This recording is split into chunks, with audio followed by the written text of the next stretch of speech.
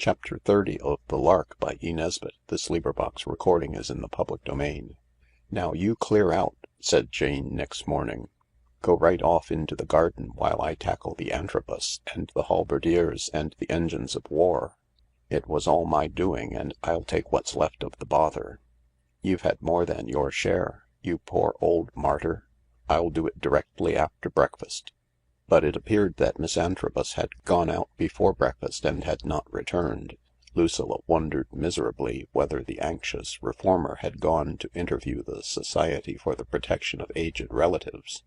After breakfast she withdrew to the garden with basket and scissors, and it was here that Mr. Thornton, the one called Bill, came upon her among the early chrysanthemums.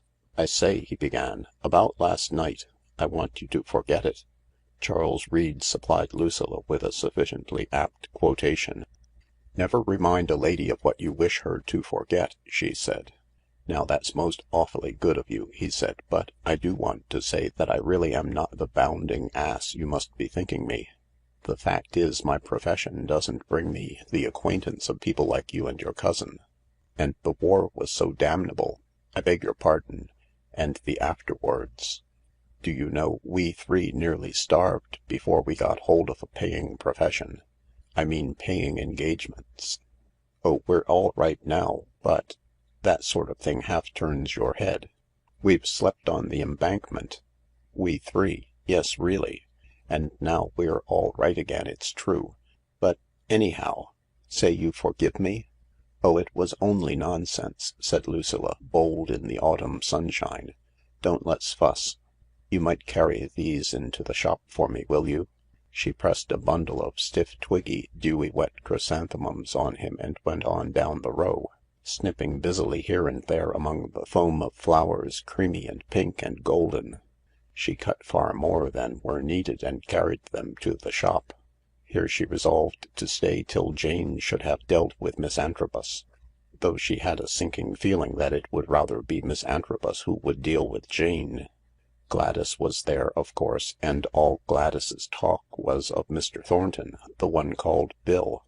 Unerring instinct, a sort of impish clairvoyance, guided Gladys in all matters pertaining to walking out and the sentiments which lead to such perambulations.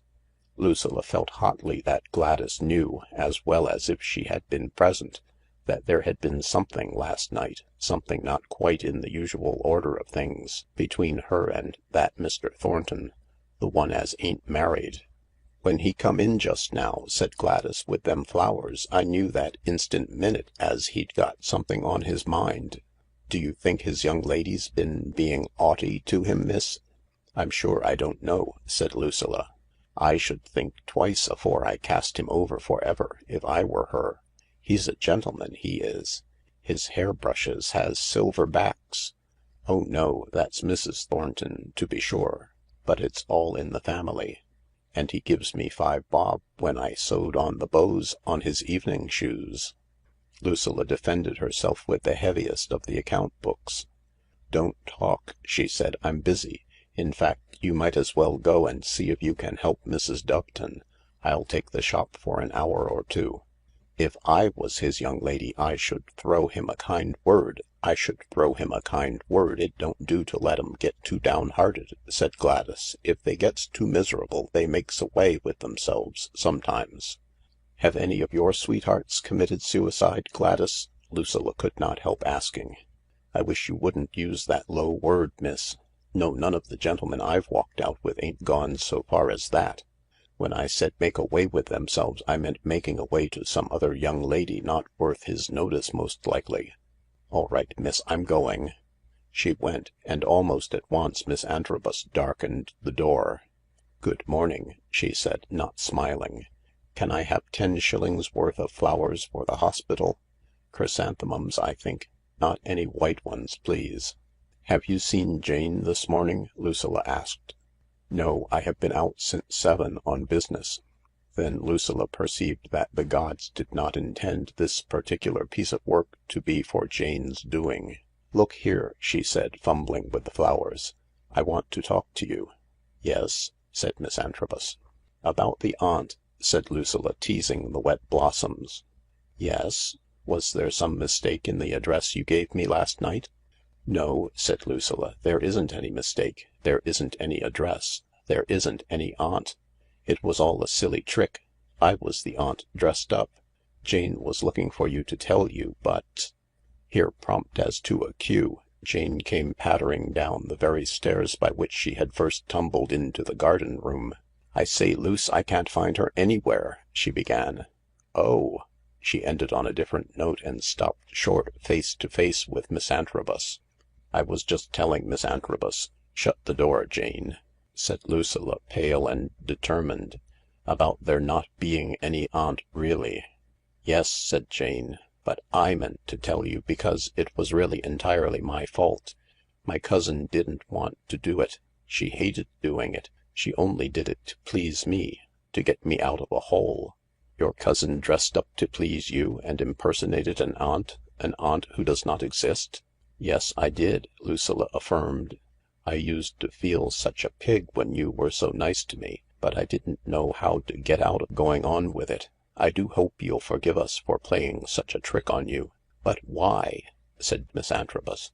"Why?" " Because," said Jane. "No, Lucy, it's no good, and I can't help it if it does offend people. This was why, Miss Antrobus.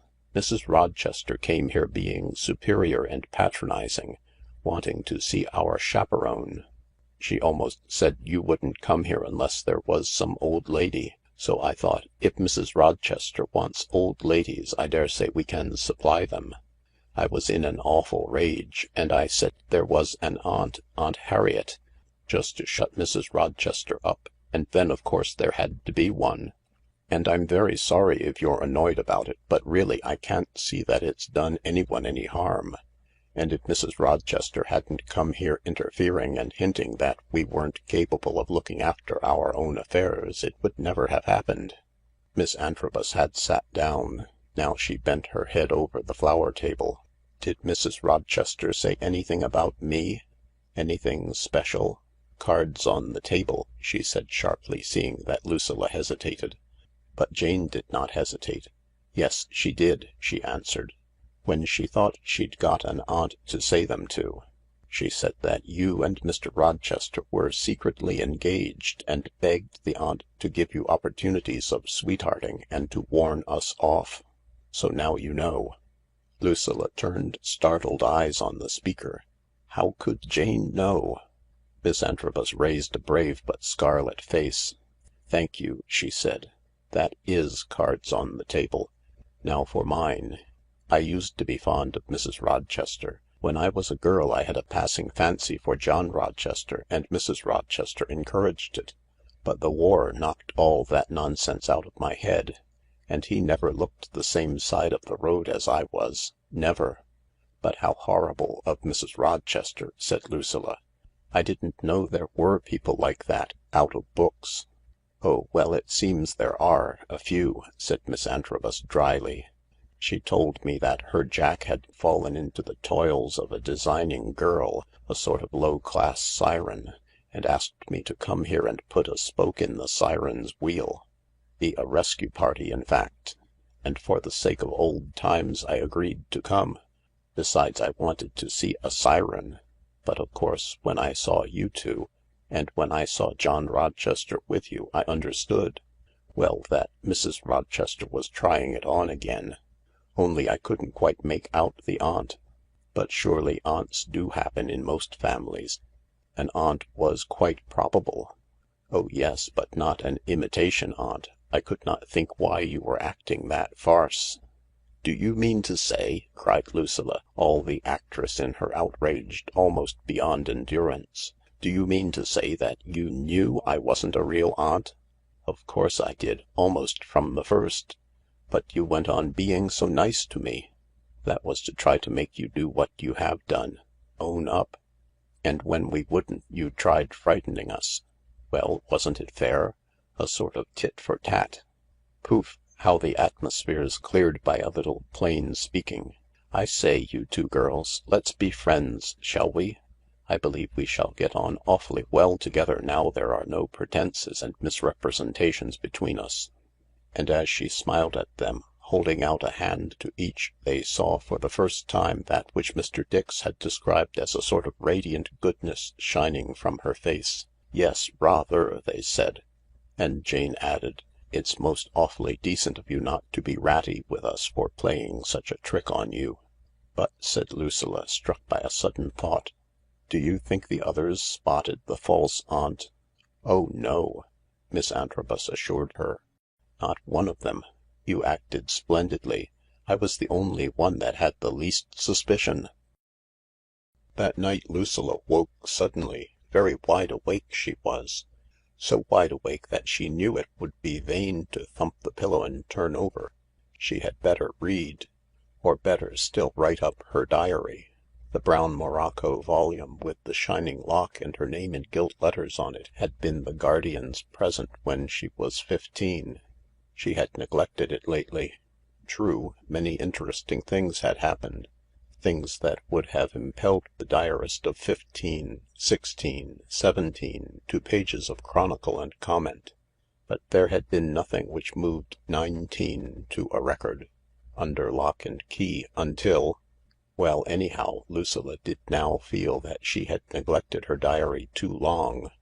It was down in the bureau in the drawing room. Well, she supposed she could fetch it.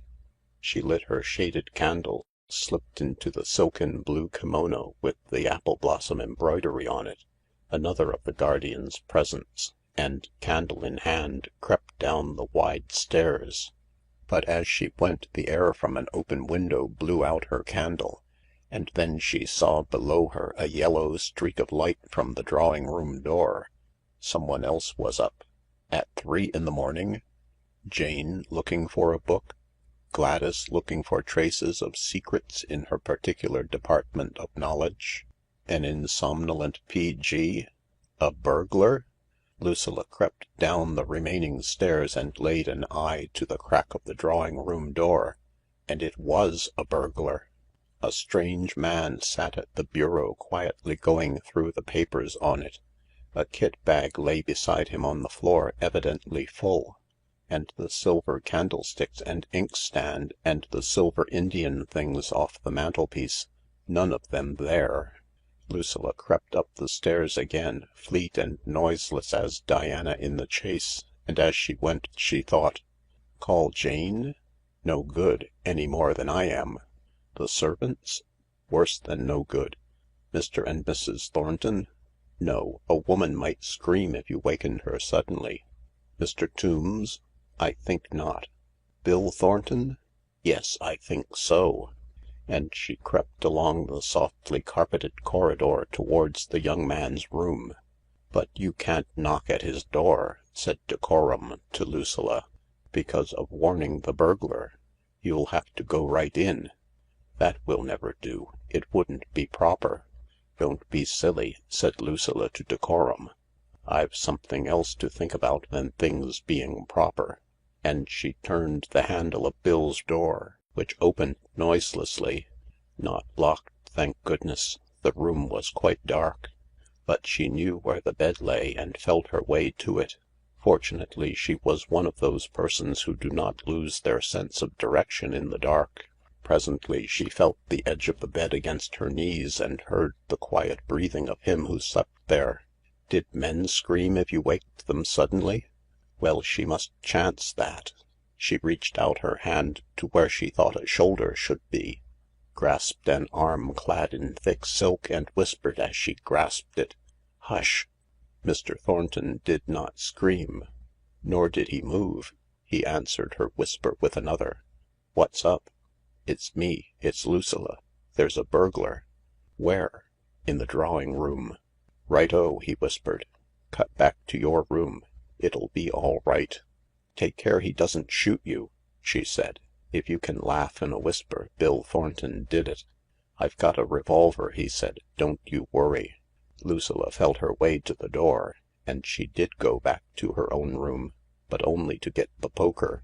And she did this without rattling the fire irons. "I should make a good burglar myself," she thought. She waited in the darkness by the stairhead and perceived the Mr. Thornton who was Bill creeping down, silent as Mercury.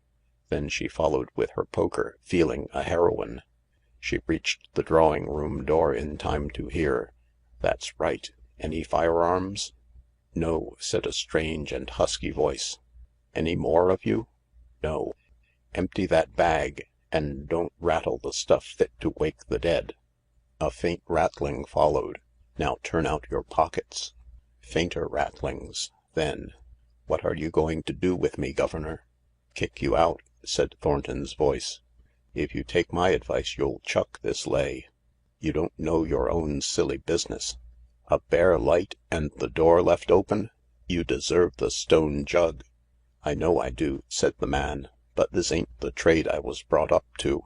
"What's your trade?" "Sign writer." "Can't you get a job?" "Oh yes," said the man, "course I can get a job. Jobs is going about waiting to be got, ain't they? Wish I was back in the trenches, I do. Or else out of it. I'd do myself in tonight if it wasn't for—" "Don't begin about the kids and the missus," said Thornton. "That's what you chaps always do when you're caught. Here, take that." His tone was so fierce that Lucilla cowered on the mat in the darkness, expecting the hard, soft sound of a blow. But what she heard was a gasp, and then, after the gasp, a pause, and then, "Well, if ever you gets into a hole, I hope someone'll be the gentleman to you as you've been to me tonight." "Cut all that," said Thornton. "You came in by the staircase window, I suppose?" "Yes, sir, up the ivy." "Well, I'll let you out. This way." They went out by the French window. Lucilla turned to go upstairs, but someone was coming down. A light at the top of the stairs. She backed out into the open doorway of the kitchen, and Mr. Tombs passed within a yard of her into the drawing-room. She heard Mr. Thornton's footstep on the gravel, and Mr. Tombs' voice. "Hallo, Thornton, what's up?" "Only a burglar," said Thornton. "I've just seen him out." "Let him off, eh?" "Oh well," said Thornton, "you can't be too hard on a poor beggar like that. What's he to do? The very church itself says you may steal rather than starve." "Yes," said Tombs, "what is a chap to do?" "Let's have a cigar and you tell me all about it. Quite an adventure for quiet Cedar Court." "All right," said the Mr. Thornton who was called Bill. "I only hope we haven't roused the house. I'll get my cigar case." As he passed Lucilla's door he breathed, "All right, he's gone." So he never knew that Lucilla had been prepared to defend him with the poker. End of chapter 30.